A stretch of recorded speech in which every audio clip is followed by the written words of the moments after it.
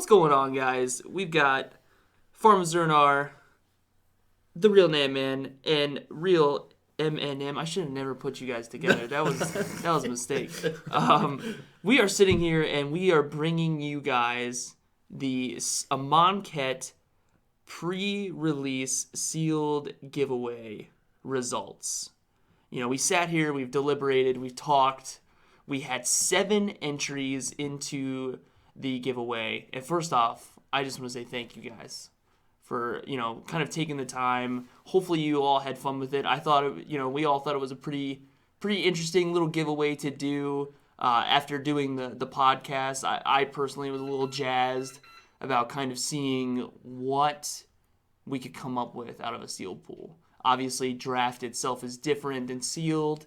But, just to kind of get a feel for what you guys were doing out on the Amonkhet pre-release. Yeah, it was definitely much awaited, much discussed. We had some people local in the store talking about it tonight even. Mm-hmm. And then also in our Facebook group, there were people asking, hey, when are you guys going to announce the winner? Yeah, even when you were streaming, too. Yeah, AVP was talking about it when we were streaming. He was like, and actually I think part of the reason we even did this together in theory was AVP made it pretty apparent that they thought, hey, it'd be awesome if you guys kind of discussed in depth a little bit your choices, why you decided what you liked, as opposed to just saying, here's the winner. Yeah, exactly. Yeah. So I think it's a great idea. I think, absolutely. Everybody took the time to submit a deck to do this for us, to do this with us, and we can take the return time to do the same.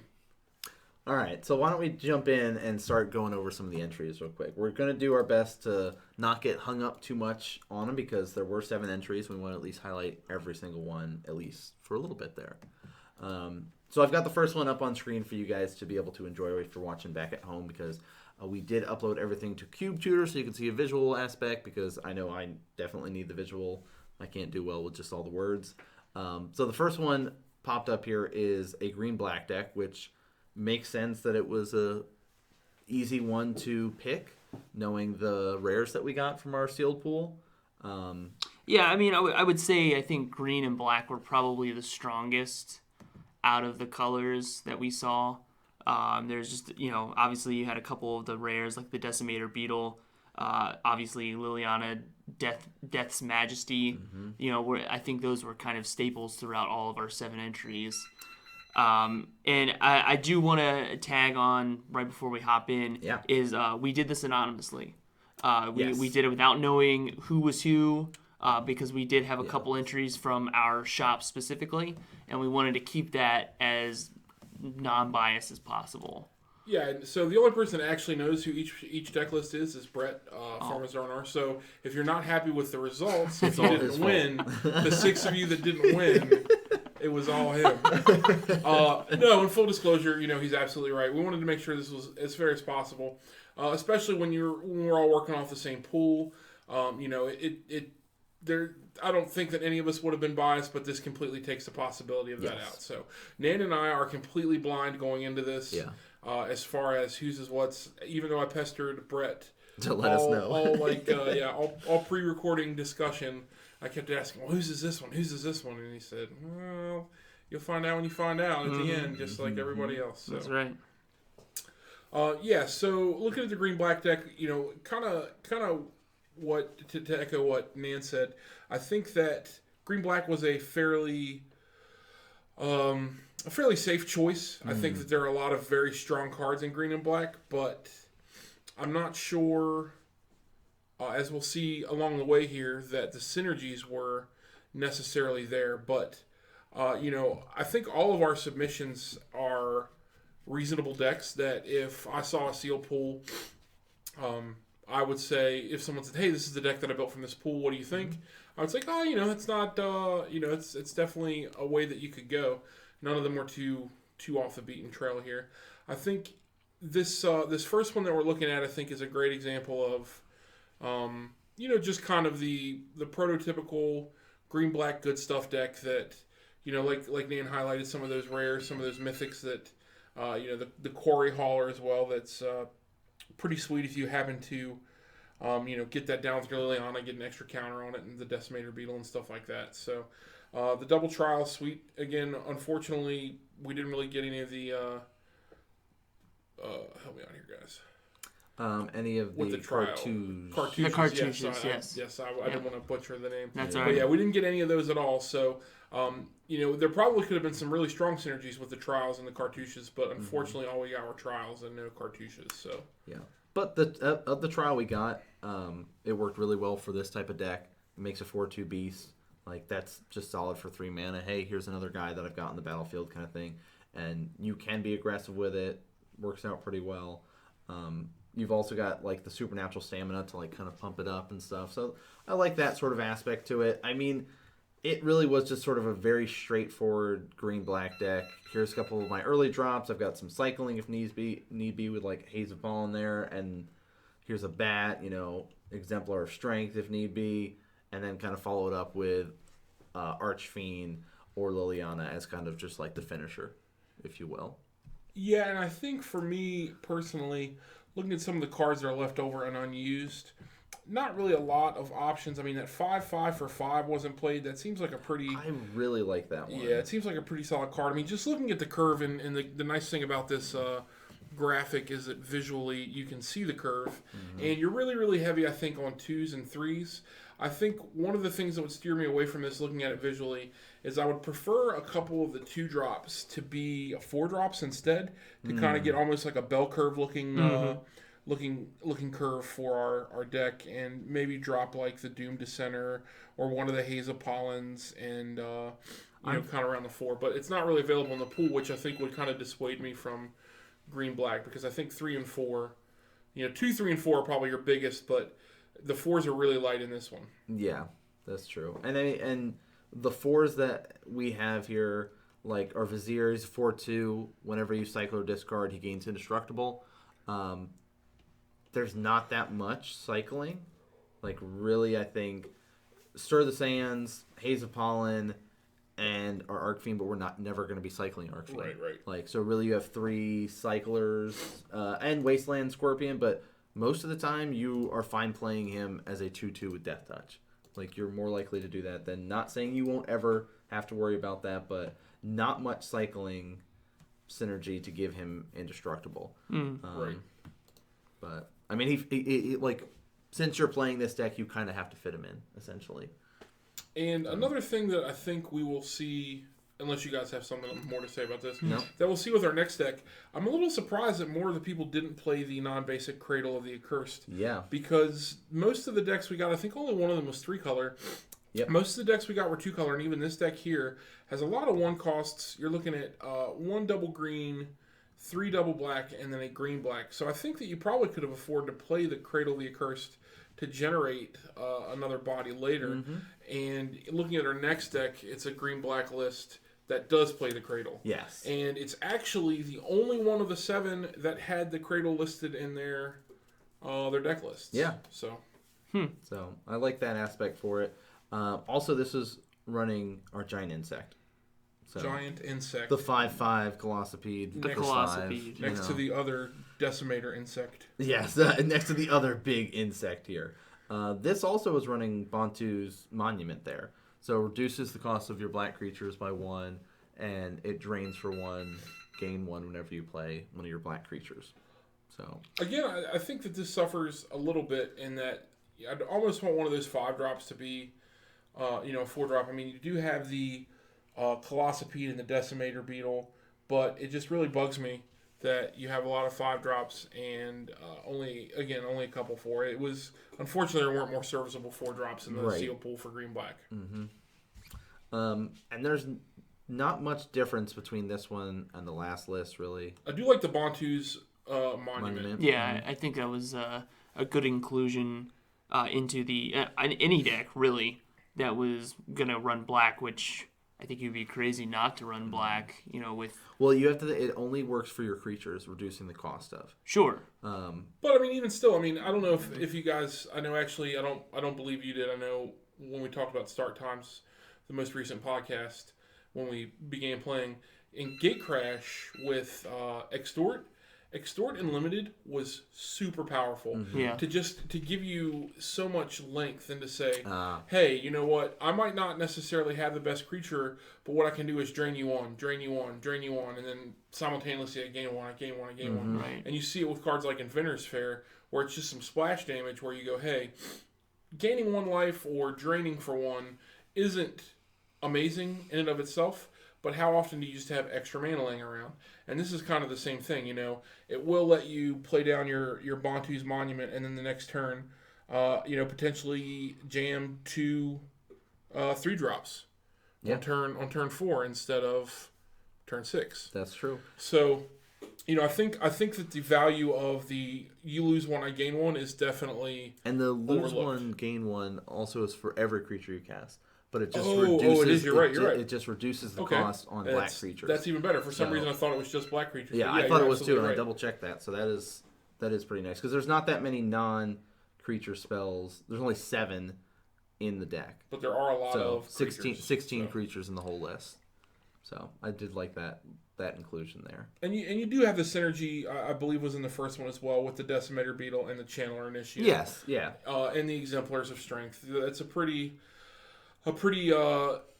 shoehorned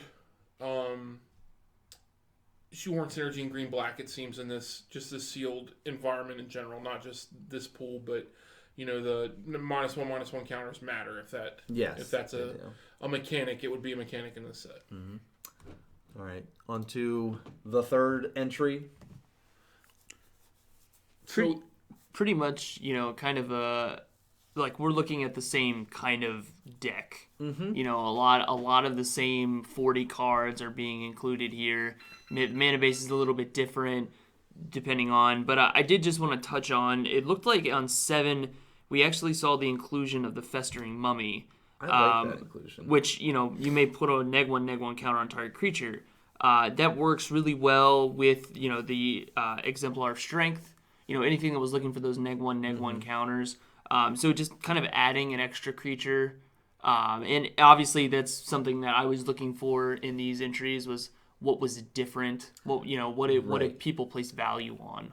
Yeah, no, I agree with you completely. I mean, when we did the podcast about Amonkhet, I really like this creature because it's kind of a callback to a card, Festering Goblin. Mm-hmm. And Festering Goblin was 1 black for a 1/1, and I believe when it came into play, target creature at -1/-1 till end of turn, and this is just bumped up a little bit because it's a -1/-1 It's counter. an actual counter. Yeah, but I mean, like you said, it is a counters matter. If you just happen to have your Decimator Beetle out, you top this guy, you top deck this guy, you jam another counter on your Decimator Beetle attack to shrink one of their guys as well. So. Yeah. I also like that this deck is not running the Vizier, which is that 4/2 Minotaur guy that gains indestructible if you cycle. There's not enough cycling synergy with the green-black as is to need it. So I like that they've shaved it off for this particular list. So. Yeah, I mean, I think they're looking at 3 cycling cards in this particular build. Yeah. And the one thing I actually like a lot in 1 green-black deck, 2 green-black decks were running it, and I mentioned it earlier, is that Hazel Pollen. I think that fog effects get overlooked a little bit. I think that 1 is probably the correct number to play. I think 2 that we saw on our first list seems a little excessive to me because you always kind of want to be And on the that makes attack. me wonder if they prioritize that based on their pre-release and they've ran into a lot of aggressive or decks maybe even the something. fact that it's cycled. And Yeah. They had more of a cycling theme than this Yeah. deck did.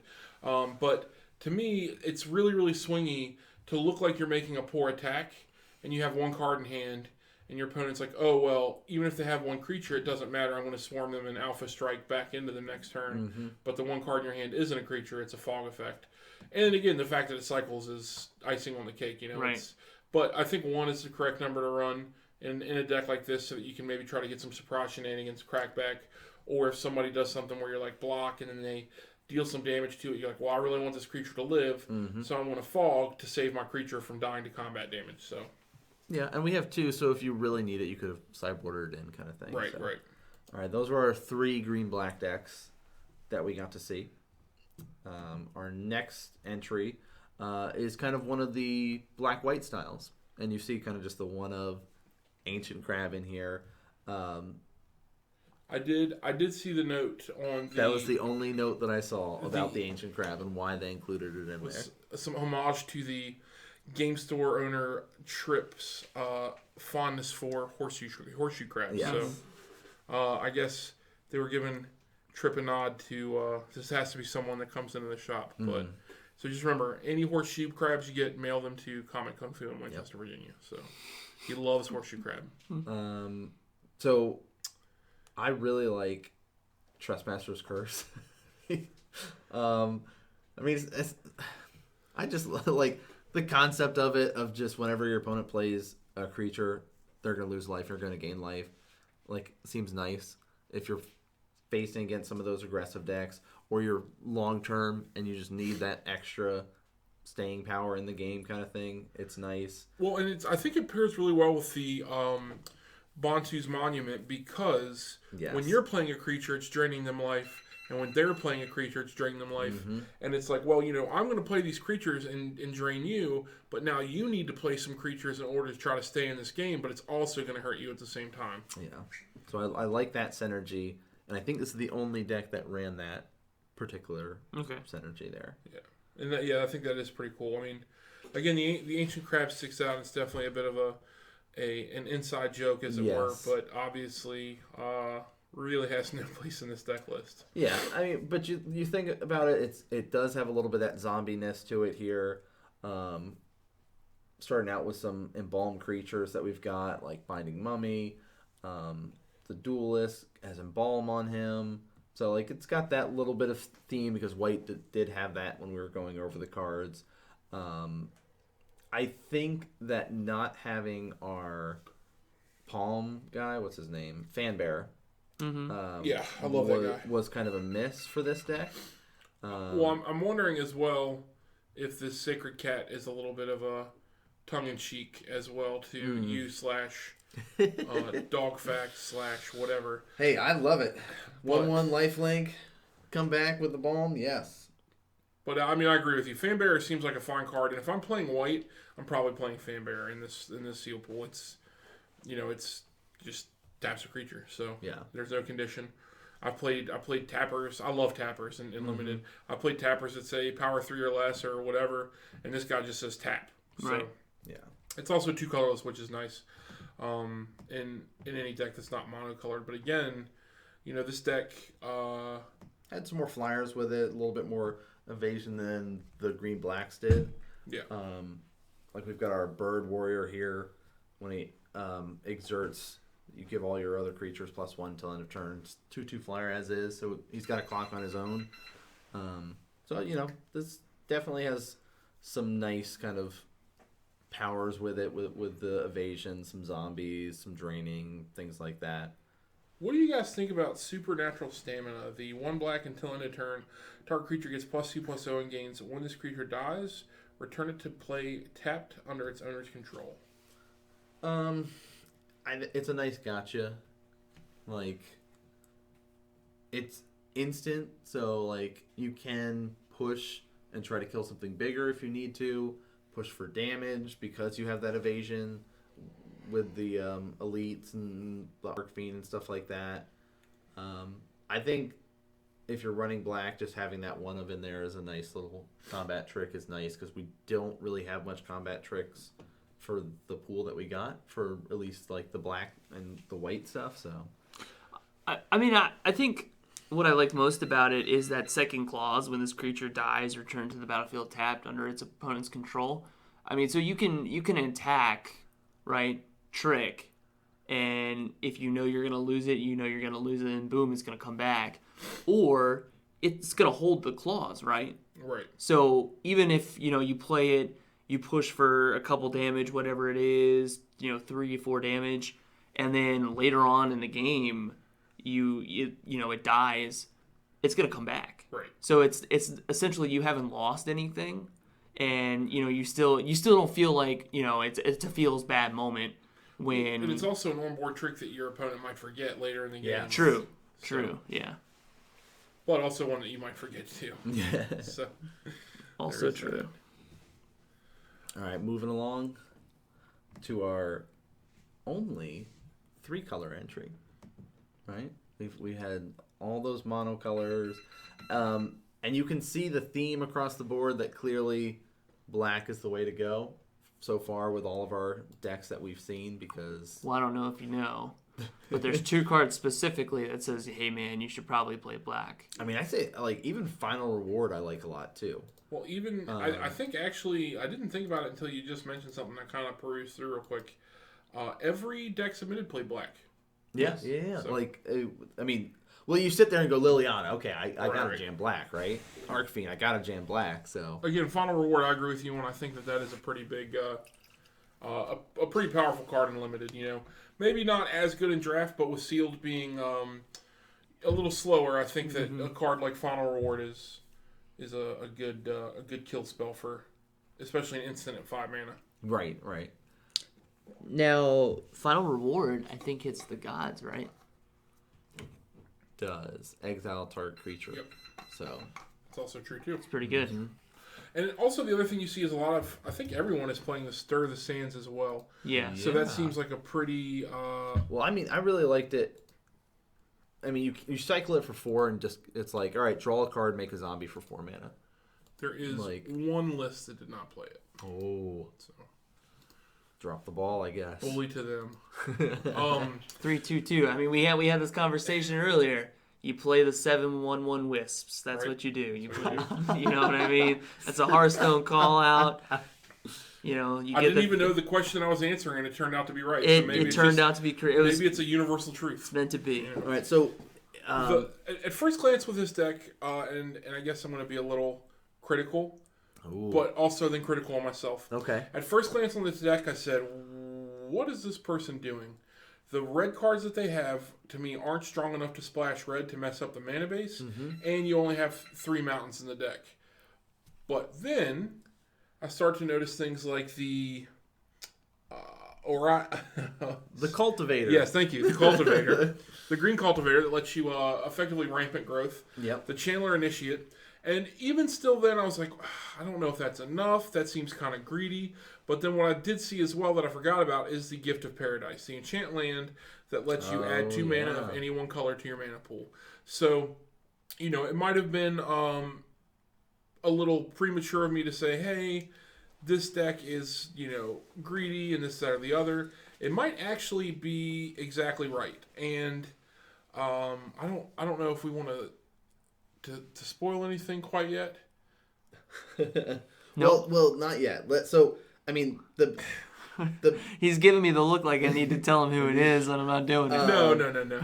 Yeah, so like the multicolor card that we've seen is Decimator Beetle up until this point, pretty much. Right. Because he's a really good creature. Like even just throwing -1 counters on him when he enters, you attack your next turn, you move one of those -1 counters to your opponent. So it's like, yes, okay, that makes sense. You want to play that, but our Chariot Driver here, the Jackal Warrior, trample other creatures you control of trample.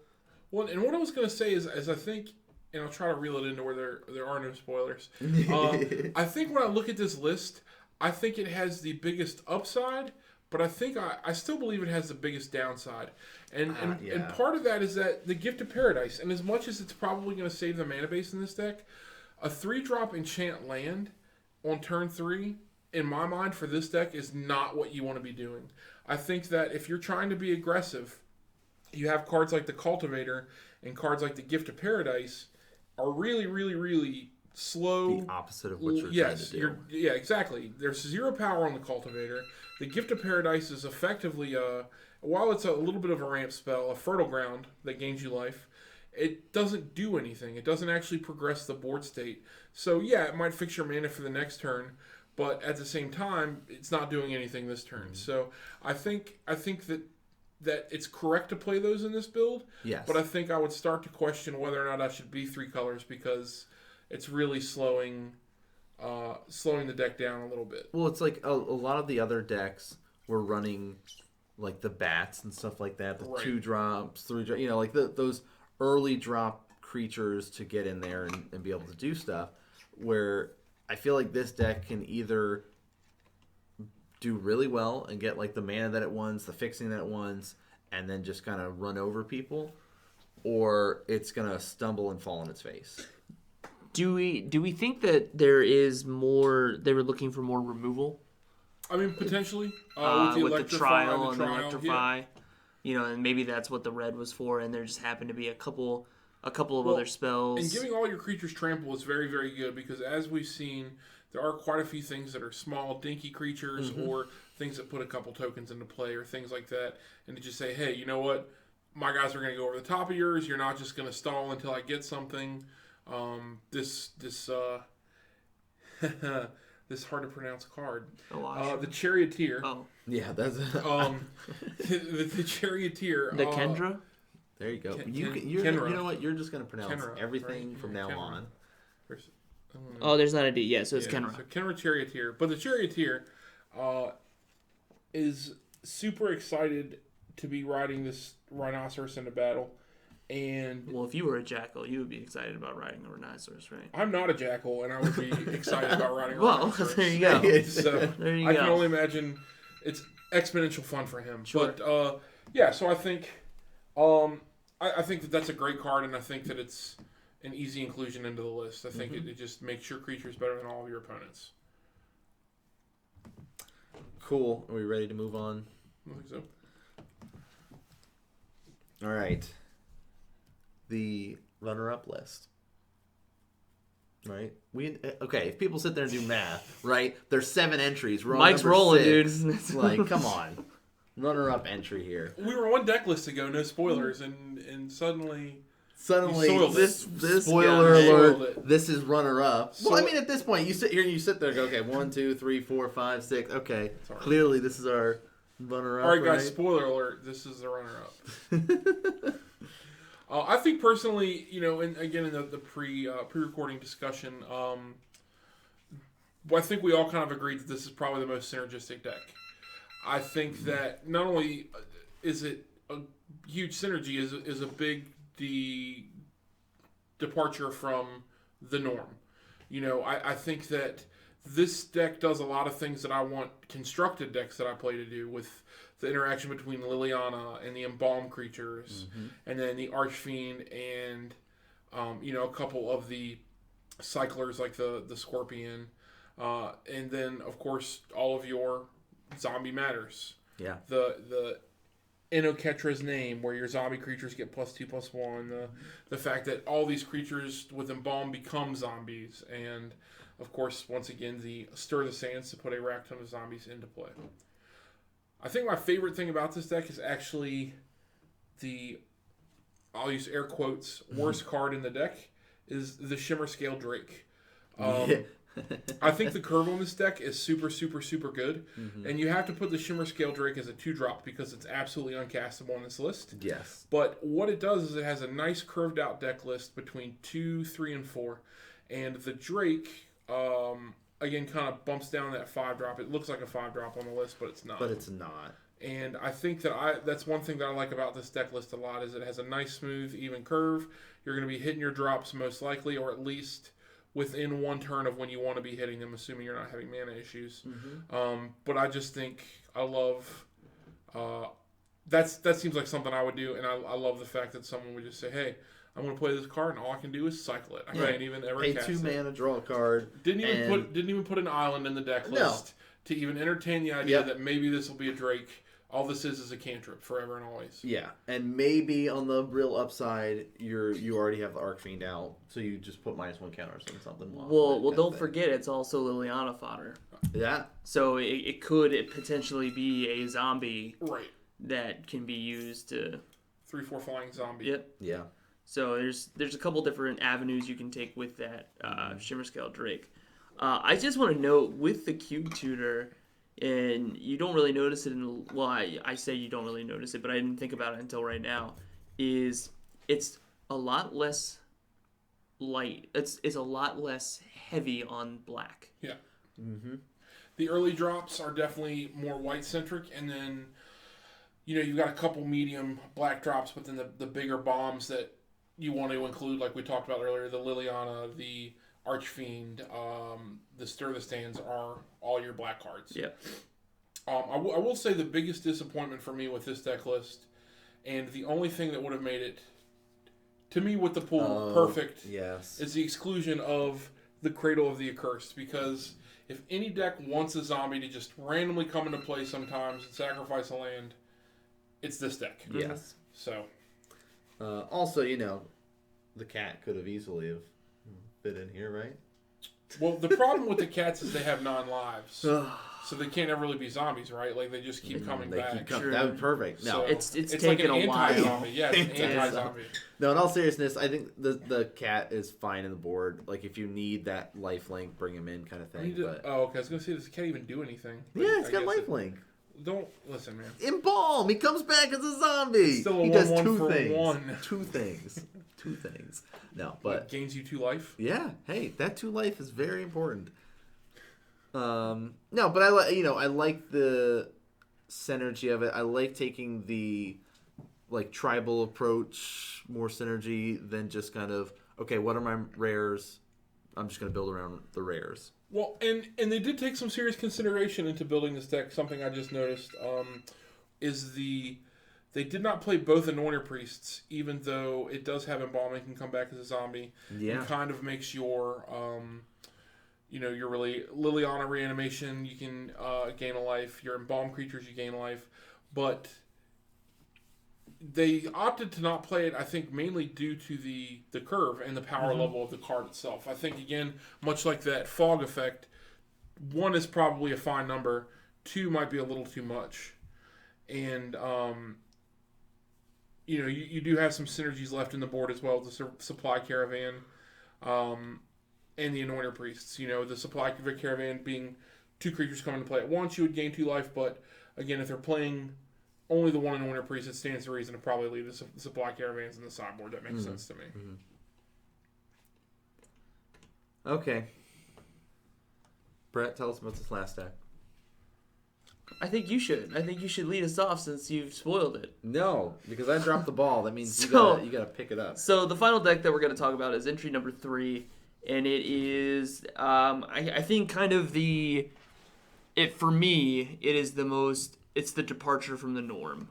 It kind of looks at the pool in a different light, and it actually omits green and it omits white, and it actually looks at the blue side of the pool and more. And we kind of talked about it. It looks at the cycling aspect. It really focuses on that Archfiend synergy with cycling. And I just think it's a really strong pool. It's got a lot of spells that I would want to play, but I lean towards blue. It's a shame that there's not any white, but good on them for really just nailing down what they felt was needed. We see. I think the big thing that we pointed out was it played the Glyph Keeper. It plays all of the bombs, right? Right. Like, the only bomb, it's only like a smoke bomb, but is the. Don't shake. I got what you did. Don't worry. Is the beetle? The green black beetle. It's probably the only one that doesn't play, and for obvious reasons it doesn't play it. But right. Like you said, it's playing the Glyph Keeper. It's playing both Drakes, the Stir, the Archfiend, the Liliana, the Final Reward. It's playing all of those big cards that when you open you're excited to see in your pool, and it's not really leaving too much on the bench in terms of big bombs. And unfortunately, as anyone that's ever played Sealed can tell you, sometimes bombs just win you games. Yeah. So this I think maximizes the chance of that being a possibility with, again, the 5 to 6 cards we talk about that are pretty good. Well, and it's like both of the big bombs, the Glyph Keeper and the Archfiend, have flying. So just being able to just go right over top of your opponent is really nice. And both 5 power for 5. Yeah. Which is usually a litmus test in Sealed. I really liked the synergy with Scribe the Mindful. Because there's this list ran a lot less creatures than all the other lists too. Like 14 creatures, 9 other spells. So with all of this cycling, you basically can be like, you know what, I'll cycle it early, be able to use it later on. Or I've used my final reward once, I can use it again when you have another bomb that showed up. Yeah, that's a great point. You can cycle and rebuy later, or you can just play and rebuy. So I think that's a cool card to utilize, especially when, like you said, you have a removal spell, you have a spell that puts 3 zombies into play, you have a spell that will let you bounce 2 creatures, so... And you also have a spell that'll let you draw 2 cards if you really need something. So yeah, it's kind of utility. You know, it gives you access to removal, to card draw, to effectively creatures, or to some kind of tempo by bouncing as well. So I also like the Sentinels a lot, but I mean, it's that synergy with the cycling and stuff like that. So like, hey, if I don't have my Arcfiend out yet, but I've got this on turn 3, I'm set up nicely. Where next turn I'm swinging in probably for a 3/4. which card? Heckma's Sentinels. Oh, I see. The 3-drop, 2/3. Yeah, for sure. And I mean, there's 2 in there. So even if it's just sitting as an early blocker until you get up to your bomb, is fine. Like, because you're going to be doing a lot more of your other spells. You've also got the bats in here too, so some more evasion. So yeah, it does have your Gale Strike as well too. Maybe if you're playing against a more aggressive deck, to bounce that and draw you into something else. Mm-hmm. Okay, any other thoughts on sealed pools? I think that the black-white deck specifically and the blue-white deck were pretty well thought out. I think that I know we had talked about someone submitted their card choices, and we opted to kind of not look at them to, again, unbiased and say, hey, what do we think, as opposed to... Right. We did have a couple that were, you know, they had their kind of justifications for, which is great. Mm-hmm. But for this specifically, we wanted to just kind of take the cards at face value and just really analyze the choices. Yeah, and I think these two came up with solutions to the sealed pool that I didn't personally see when we were discussing it in the first place. Right. I mean, I know we talked about the white-black zombie potential, but we only kind of gleaned over that, or glossed over that, rather. Yeah. So, yeah, good on whoever these 2 mystery people are that only Brett knows. Cool. So if you guys have not sent in what your address is when you emailed us your entries, please let us know so we can make sure that we are sending over stuff to you guys, because at least just for entering, we're making sure that we are going to be sending over one of our Modern Magic Monday stickers to everybody for at least participating. Because I know it was kind of like a surprise, we're going to do this sealed event thing, and we got 7 entries to sit here and go over and discuss. So worked out great, I think. Yeah, definitely. I think, like I said, I think it's pretty obvious that people put a bit of thought and time into this, and we definitely appreciate that, because that's kind of what we're here to learn, to grow the community, all of that. I mean, truth be told, before I think M came in and said, "Hey man, let's do this as a giveaway," I was actually gonna take one of the 2 pre-release kits I got that weekend and, you know, write it up and say, what would you guys build? And I was just using it for selfish reasons because I want to get into limited more. So I was like, man, I'm just going to see what other people are doing so I can kind of keep that in mind as a way. So this was definitely huge for me. Well, and hopefully this will help with other people that may not have participated because they didn't feel comfortable, which, you know, is their prerogative. But definitely, I would hope that people would want to use this as a learning experience and say, hey, you know, I'm glad that I submitted this, because they said, well, maybe if you considered this, that, or the other instead. And I think that, like you said, it's great to learn from a sample set as opposed to just 1, 2, or in this case, 3 people. I mean, because this way you've heard 10 different opinions on the seal pool as opposed to 3. Yeah. So, I mean, if you want to be a good guy about it, I was totally selfish. I mean, everyone that knows me knows that I'm the nicest person in the world. Definitely. And I only have excellent things to say about other humans. So. Definitely. So, do you guys want to know? Well, I will also say this. I think that due to our something we discussed, and I think we're also going to throw a draft set of Amonkhet to whoever had the black-white deck because that was entry number 1, the first entry. The first one of them all. Because, like you said, thoughtful, and we definitely appreciate the turnout that we had for this, and I think that it's the least we could do for you guys, supporting us, taking time, and participating to give us something else to do as well. So something different, something new, and hopefully interesting. So Brett has the metaphorical drum roll for us. I do. So the runner-up spot is going to go to Andrew Pasquinelli. Wow. Hopefully I said that last name correctly. So congrats to you. Congrats. Is that AVP? That I'm not sure of. Okay. It could be. It could be AVP. So Andrew, if you could just send us your address. It sounds weird when I ask people for their address, especially for something like this. But by all means, just shoot us another email with the most effective way to get in touch with you so we can figure out how to get you that draft set. Mm-hmm. And don't forget everyone else besides the runner-up and the winner, you all will be getting a fantastic-looking Modern Magic Monday sticker to put on your trade binders, your laptops, deface, street property in your town. I mean, these are all things that you can do to show your support, which is huge for us. We're not telling you what to do, but it's a hypothetical. Exactly. Yeah, absolutely. There might be some repercussions to guerrilla marketing, but also don't tell them that I told you to do. Well, you didn't. You said that's something that you could do. You're right. If you You're wanted. right. You're right. As your legal advisor.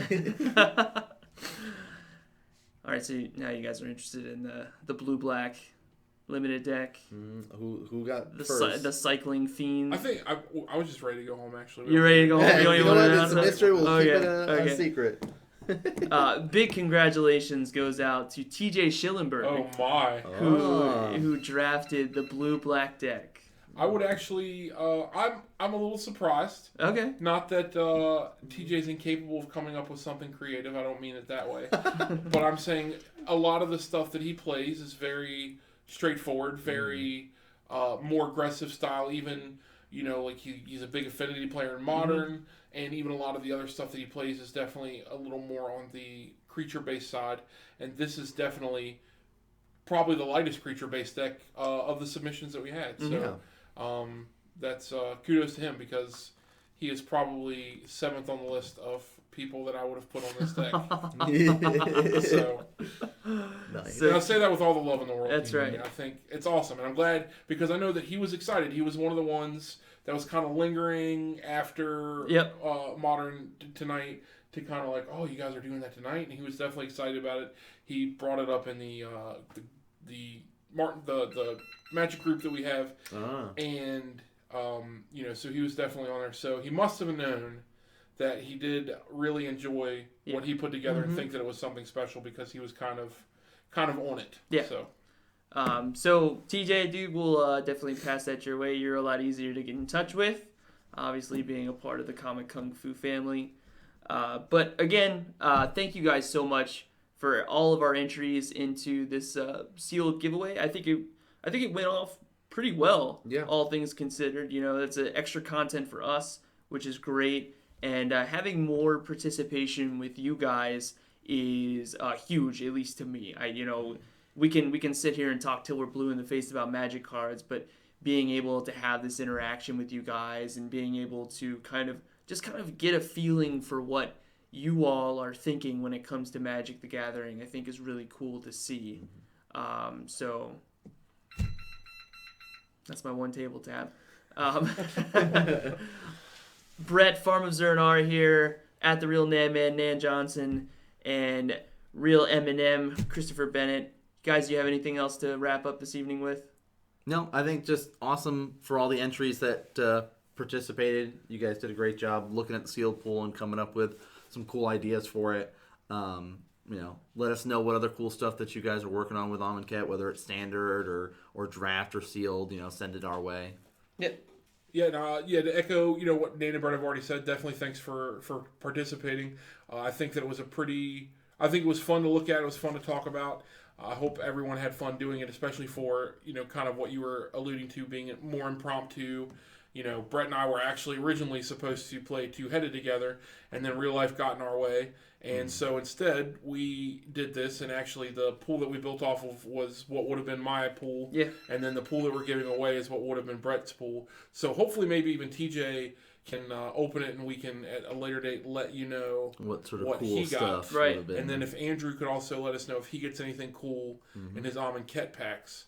And again, with AVP, I personally appreciate people giving feedback saying, hey, like, what if you did this? Because, absolutely. That encouraged us to do this, because it might have been an idea that we had already, but it was definitely hearing that someone wants to do it makes us much more excited and more likely to do it than just, will anyone care? Well, we know the answer is yes. Yeah. So it's energizing for sure. So definitely, guys, remember, hashtag build the brand. Definitely keep your ear to the ground, because we'll be doing lots of things like this throughout the year of 2017 and even into 2018, because there's a lot of cool stuff coming your way, especially in Magic the Gathering. So probably some standard streaming, I would imagine, coming up soon. Yeah. I know there's some eggs being cracked in Modern lately. Oh my. So the puns. That's it for us, though, guys. Have a fantastic evening/day whenever you're watching this, and we will see you all very soon.